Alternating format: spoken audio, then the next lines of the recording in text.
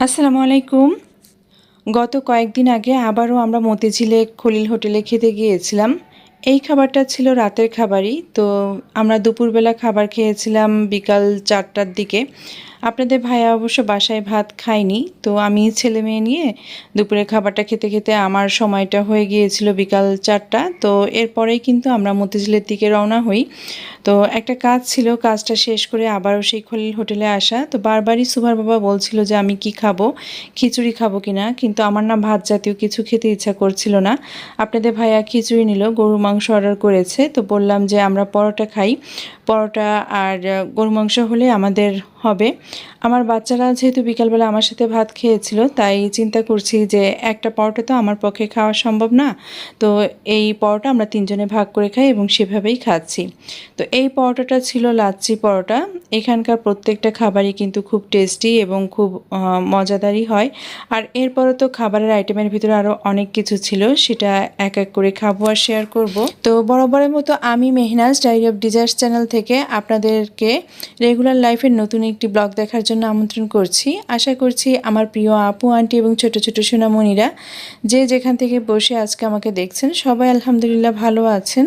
আর আমরাও আলহামদুলিল্লাহ বেশ ভালো আছি।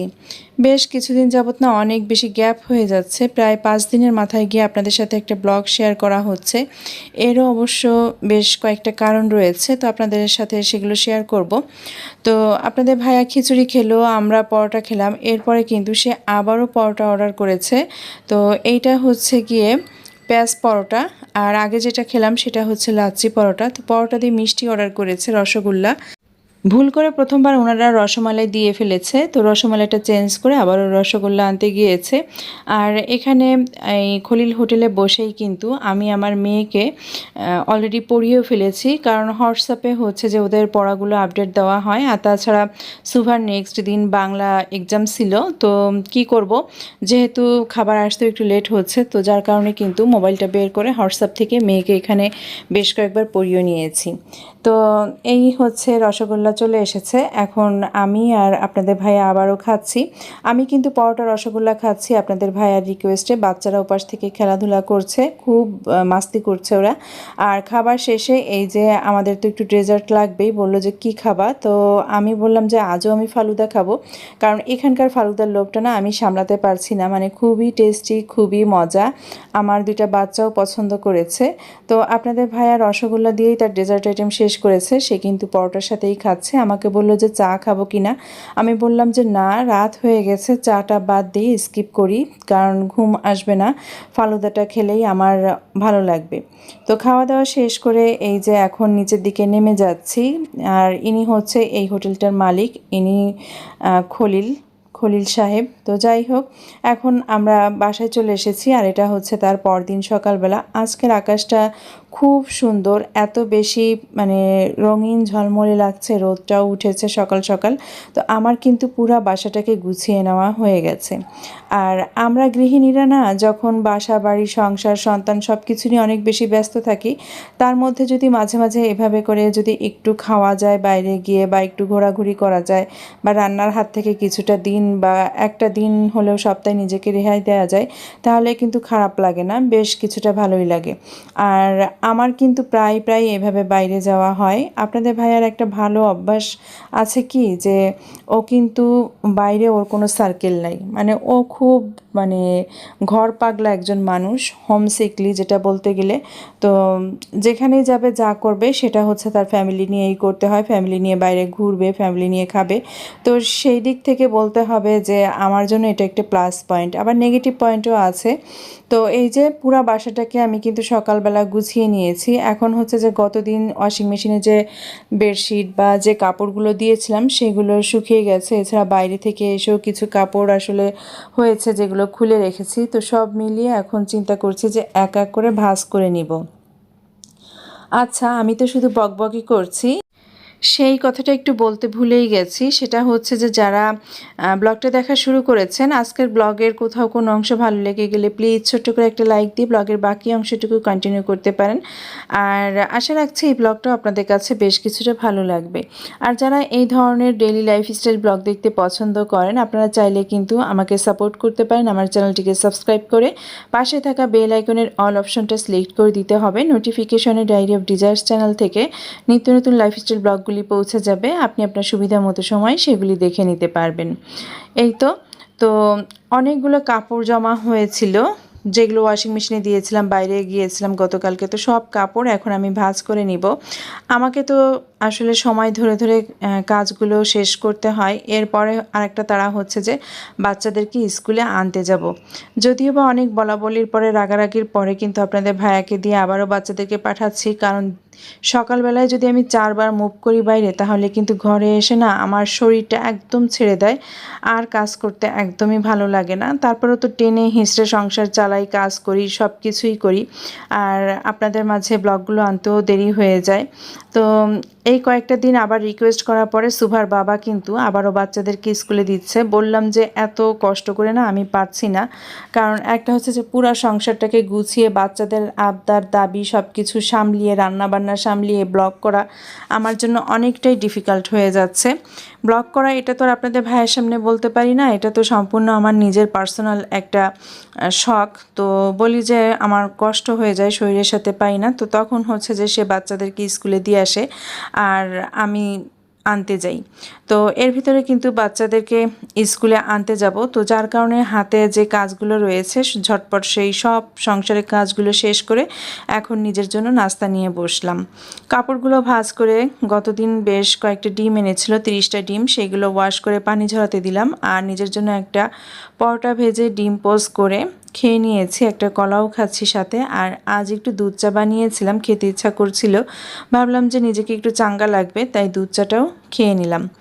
আর এই যে সে কিন্তু বাচ্চাদেরকে স্কুলে দিয়ে মর্নিং ওয়াক করে আসার পথে সংসারের জন্য বাজারঘাট করে নিয়ে এসেছে। এক একটা মাস শুরু হয় আর মাসের শুরুতে কিন্তু দুনিয়ার বাজারঘাট করতে হয়। সংসার চালানোর প্রত্যেকটা টাকাই কিন্তু আপনাদের ভাইয়া আমার কাছে দিয়ে দেয়। বাসা ভাড়া থেকে শুরু করে বাজার সব কিছুই কিন্তু আমার কাছে টাকাগুলো থাকে। আমি 2 বছর যাবতই আমার সংসারটা চালিয়ে আসছি। তো বাজারের ভিতরে যা যা এনেছে সেগুলো মোটামুটি করে একটু খুলে রাখছি, মানে খুব ঝটপট হাতেই আমি কিন্তু কাজগুলো করছি। পেয়ারা এনেছিল, সেগুলো ফ্রুটস বাস্কেটে রেখে দিলাম। আর কিছু সবজি এনেছিল, আলু, পেঁয়াজ, কাঁচামরিচ, তো সেগুলো সব জায়গায় রাখছি। কাঁচামরিচগুলো বাছা হয়ে গেছে। এরপরে অবশ্য আমি বাজারগুলো গুছিয়ে বাচ্চাদেরকে আনতে গিয়েছিলাম। বাসায় চলে আসার পরে আমার হেল্পিং হ্যান্ড আপা আসে, তো ওনাকে দিয়েই আমি মরিচের বোঁটাগুলো ফেলেছি। আর এখন একটা বক্সের উপর নিচে টিস্যু দিয়ে তারপরে আমি নর্মাল ফ্রিজে এভাবে করে রাখবো। সংসার ছোট হোক আর বড় হোক, কাজ কিন্তু কম থাকে না। একজন গৃহিণীর জন্য কিন্তু মানে সারাটা দিনই দৌড়ের উপরে থাকতে হয়। কি করব, কি খাবো, কি রান্না করব, বাচ্চাদের কি খাওয়াবো, এই নানান চিন্তা নিয়েই কিন্তু সারাটা দিনই আমাদেরকে দৌড়ঝাঁপ করে প্রত্যেকটা কাজই শেষ করতে হয়। তো এই তো এখন হচ্ছে যে কিচেনে চলে আসলাম। আর স্কুল থেকে আসার পরে কিন্তু বাচ্চাদেরকে আরেকটা নাস্তা দিতে হয়, সেটাও আমি অফ ক্যামেরায় দিয়ে দিয়েছি। তো আমার কিচেনে যে জিনিসগুলো রিফিল করতে হবে সেই জিনিসগুলো এখন আমি রিফিল করতে বসে গেছি। বসে না, আসলে দাঁড়িয়ে দাঁড়িয়ে সব কাজগুলো করছি। যেহেতু মাসের একটা শুরু হয়েছে, সেহেতু হচ্ছে যে প্রত্যেকটা শূন্য জায়গায় কিন্তু আবার পূর্ণতা পেতে যায়। তো এই তো, আর এই যে তেজপাতাগুলো দেখছেন, এগুলো আমি ঝুড়িতে ঢেলে তারপরে হচ্ছে ভালো করে ধুয়ে নিয়েছি। যেহেতু আজকের সকালের ওয়েদারটা কিন্তু আমি আপনাদের সাথে শেয়ার করেছি, খুবই চমৎকার একটা সানি ওয়েদার ছিল। আর যেহেতু আমার বেডরুমে অনেকটা রোদ আসে, তাই এগুলোকে আমি বেডরুমের টেবিলে দিয়ে শুকিয়ে নিয়েছিলাম। আর এই যে তেজপাতাগুলো ধুয়ে নিয়েছি। এদিক থেকে হেল্পিং হ্যান্ড আপাকে দিয়ে বেশ কিছু আলু কাটিয়ে নিয়েছি, সেগুলো হচ্ছে বাচ্চাদের টিফিনের জন্য বা বিকালে নাস্তার জন্য। পুঁই শাক রান্না করব আজ, পুঁই শাক কাটিয়ে রেখেছি। এখন হচ্ছে যে তেল রিফিল করে নিচ্ছি। অয়েল জারে অয়েল ছিল না, সেটাও আমার রিফিল করা হয়ে গেল। আরও যে কত কাজ আছে সংসারে, খুঁটিনাটি টুকিটাকি প্রচুর কাজ থাকে। তো আপনাদের ভাইয়া আমাকে বলে গেছে যে তার জন্য কিছু কফি আমি যেন গ্রাইন্ডারে গ্রাইন্ড করে রাখি। এগুলো হচ্ছে যে একদম কফির বীজ, 2 প্রকারের বীজ নিয়েছি আমি। তো এটা একটু রোস্ট করে নেব, হালকা আমি ফ্রাই প্যানে দিয়ে এটা ভেজে নিব, টেলে নিব আর কি যেটা। তো এভাবে টেলে নেওয়ার পরে যখন একটু ঠান্ডা হবে তখন আমি গ্রাইন্ডারে গ্রাইন্ড করে আমি জারবন্দি করে রাখবো। সংসারের এই ছোট ছোট কাজগুলোকে চাইলে কিন্তু স্কিপ করতে পারি না। এগুলো কিন্তু ছোট কাজ হলেও কিন্তু অনেক টাইম কনজিউমিং ব্যাপার বা অনেক সময় নিয়েই কিন্তু কাজগুলো করতে হয়। তো যাই হোক, সেই কাজগুলি করে নিচ্ছি। আচ্ছা, আপনাদের সাথে বলেছিলাম যে কিছু নেগেটিভ সাইডও আছে আসলে। তো আমার যেরকম ঘুরতে যেতে ভালো লাগে, আপনাদের ভাইয়া সবসময় পাশে থাকে বা প্রায় আমাদের প্রত্যেক সপ্তাহে এদিক ওদিক যাওয়া হয় বা ঘোরাও হয়। কিন্তু আরেকটা নেগেটিভ পয়েন্ট হচ্ছে যে পুরুষ মানুষ যখন বাসায় বেশি থাকা শুরু করে তখন কিন্তু বেশ খারাপই লাগে। সবসময় আপনাদের সাথে শেয়ার করি যে আমি কাজ করতে পারি না, যেহেতু ছোট বাসা। তো পুরুষ মানুষ না থাকলে না খুব ফ্রিডমলি, খুব মানে ফ্রিলি কিন্তু কাজগুলো করে নেওয়া যায়। বিশেষ করে হেল্পিং হ্যান্ড আপাকে দিয়ে হোক আর নিজেই হোক, সব কিছু পরিষ্কার পরিচ্ছন্ন করেই বা সব কিছু সুন্দর করে কমপ্লিট করা যায়। কিন্তু ইদানিং আপনাদের ভাইয়া খুব বেশি বাসায় থাকে, যার কারণে কিন্তু আমি ব্লগগুলো আপনাদের মাঝে টাইমলি আনতে পারছি না। এছাড়া আমার দুইটা বাচ্চার পড়াশোনার তো চাপ রয়েছে। চিন্তা করেন যে একই বয়সের দুইটা বাচ্চা, একজন একটু ছোট আর একজন একটু বড়। সুভার তো পরীক্ষার কোনো শেষ নাই, মানে অনবরত তার পরীক্ষা লেগেই থাকে। আর সুভার পরীক্ষা লেগে থাকা মানে হচ্ছে যে আমারও একটা টেনশন আর প্যারা, মানে সব দিক থেকে সংসারের সব কাজ তো শেষ করব, সাথে হচ্ছে যে বাচ্চাদের পড়াশোনা নিয়েও মাথায় একটা বড় রকমের ঝামেলা থাকে। তো এই সব কিছু মিলিয়ে না আর টাইমলি আপনাদের হাতে আমি ব্লগগুলো পৌঁছাতে পারছি না, এই কারণে দেরি হয়ে যাচ্ছে। তো এই যে দেখেন, রোস্টেড করা যে কফি বীজগুলো ছিল, তো সেগুলো এখন আমি ভালো করে গ্রাইন্ডারে গ্রাইন্ড করে নিয়েছি, যতটুকু পেরেছি, আমার গ্রাইন্ডার যতটুকু হয়। তো আমি এখন একটা জারে ঢুকিয়ে নিয়েছি আর একটা জারে আমি ঢুকাবো। এর ভিতরে কিন্তু আমি কিছুটা টালা জিরার গুঁড়া করব, সেই জিরাগুলোও কিন্তু আমি টেলে নিয়েছি, ওটাকেও আমি ঠান্ডা করতে দিয়েছি। এর ভেতরে কিন্তু আমার কফির এই বীজগুলো ঠান্ডা হয়ে গেছে দেখে সেটা আমি গ্রাইন্ড করে নিচ্ছি। এই তো এক এক করে কিন্তু আপনাদের সাথে কথা বলছি আর আমার হাতের কাজগুলো শেষ করছি। এত কিছুর পরেও কিন্তু মাথায় টেনশন থাকে যে কখন রান্না করব, কখন আবার সবাইকে খেতে দিব। তো গ্রাইন্ডার জগটাকে আমি ধুয়ে নিয়েছি, ধুয়ে টাওয়াল দিয়ে মুছে এখন হচ্ছে টালা জিরাগুলো দিয়ে দিচ্ছি আর এটা গুঁড়া করব। টালা জিরা গুঁড়াটা আসলে প্রায় প্রত্যেকটা তরকারিতেই আমাদের লাগে। তো এ কারণে এই যে টালা জিরাটা আমি গুঁড়া করে নিয়েছি, এটাকেও আমি জারবন্দি করছি। তো এইটাই আর কি, যে আমার ব্লগিংয়ের ক্ষেত্রেও আসলে বেশ কিছুটা বাধার সম্মুখীন হচ্ছি।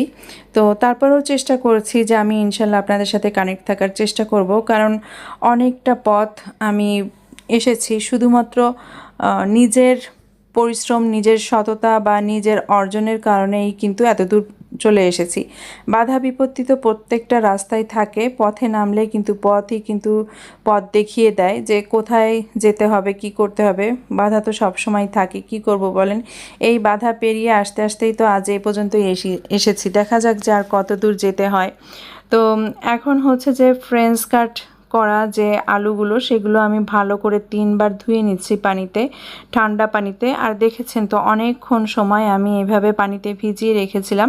এটা দিয়ে মূলত আমি আগামীকাল বাচ্চাদের স্কুলের যে টিফিনটা থাকে সেটা দিব, আর হচ্ছে যে বিকালের নাস্তাটাও হয়ে যাবে আমাদের সবার বলতে আমি সহ আমার 2 বাচ্চা। আমি এগুলো কমই খাওয়ার চেষ্টা করি, বাচ্চাদেরকে দিব, ওরা একটু খুশি হয়। যদিও বা ফ্রেঞ্চ ফ্রাই কিন্তু খুব স্বাস্থ্যসম্মত খাবার না, কিন্তু তারপরও দিতে হয় বাধ্য হয়ে, অনেক খাবারই কিন্তু আমরা বাচ্চাদেরকে দিয়ে থাকি। এই তো সুন্দর করে আমি কেটে রাখা আলুগুলোকে ধুয়ে পানি ঝরাতে দিয়ে দিয়েছি, আর এখন আমি কড়াইতে বেশ খানিকটা পরিমাণ পানি দিয়ে দিয়েছি। যখনই বলক উঠে আসছে তখনই আমি আলুগুলো পানির ভিতরে ছেড়ে দিচ্ছি। এখানে আমি লবণ দিব না, লবণ দিলে কিন্তু আলুগুলো গলে যাবে। 2-3 মিনিটের মতো আমি ঢাকনা দিয়ে এভাবে একটু সিদ্ধ করে নিয়ে তারপরে আমি পানিটাকে ফেলে দিচ্ছি। ফেলে দেওয়ার পরে এই আলুগুলোকে আমি অনেকটা সময় ঠান্ডা হতে দিব। এরপর বেশ খানিকটা সময় নিয়ে একদম গরম ভাবটা যখন চলে যাবে, তারপরে আমি কিছুটা বিকালের জন্য আমি ওদেরকে নাস্তা দিয়ে দিব, আর বাকিটা ধরেই আমি ফ্রিজে উঠিয়ে রাখবো। আজ নর্মাল ফ্রিজেই আমি রাখবো, কারণটা হচ্ছে যে আমার ডিপ ফ্রিজে জায়গা নাই, আর তাছাড়া হচ্ছে যে আগামীকাল সকালবেলায় বাবুদের টিফিনের জন্য আমি রেডি করে দিতে পারবো। তবে এই অবস্থায় কিন্তু ঠান্ডা হওয়ার পরপরই আপনারা কিন্তু জিপলক ব্যাগে বা অন্য কোনো বক্সে করেও কিন্তু ডিপ ফ্রিজে রেখে দিতে পারেন। আচ্ছা, আমার তো রান্নাবান্নার পার্টটা শেষ হয়নি। যত যাই কিছু করি না কেন, পেট তো চালাতেই হবে। ফ্রিজ থেকে আমি এখানে চিংড়ি মাছ বের করে ভেজাতে দিয়েছি, আর আপাতত পুঁইশাক কেটে দিয়ে গেছে। তো এই চিংড়ি মাছগুলোকে আবার ভাগ ভাগ করে রাখবো। তো কয়েকটা ভাগে রেখে তারপরে বাকিটা আমি রান্নার জন্য বেছে নিয়েছিলাম। বাচ্চারা দুপুরবেলা ঘুমাচ্ছে, ওদেরকে কিন্তু অফ ক্যামেরায় আমি খাইয়ে দিয়েছিলাম। এদিক থেকে কিন্তু আমার তেজপাতাগুলো শুকিয়ে গেছে। আমি যতবারই রুমে এসেছি ততবারই কিন্তু নাড়াচাড়া দিয়েছি, ঝুড়িতে করে রাখা তেজপাতাগুলো পানি ঝরানোর জন্য দিয়েছিলাম। রোদও কিছুটা পেয়েছে, তো শুকিয়ে যাওয়ার পরে সেটাকেও আমি জারে আটকে নিয়েছি। আর এই যে অবশেষে কিন্তু আমার রান্নাটাও কমপ্লিট হলো। একদম সংক্ষেপে কিন্তু আজকের খাবার দাবারগুলো রান্না করে শেষ করেছি। তো কাঁচকলা ছিল, কাঁচকলাটাও আমি এখন সিদ্ধ করতে বসিয়ে দিয়েছি। তো আজকের রাতের খাবার ছিল কাঁচকলা ভর্তা আর হচ্ছে চিংড়ি মাছ দিয়ে পুঁই শাক। তো এই তরকারিটা আমাদের সবার কাছে অনেক বেশি ভালো লাগে। এই ছিল আমার আজকের ব্লগ। ভালো লাগলে কমেন্ট করতে ভুলবেন না। দেখা হবে, কথা হবে নেক্সট ব্লগে। বিদায় নিচ্ছি। আল্লাহ হাফেজ। আসসালাম।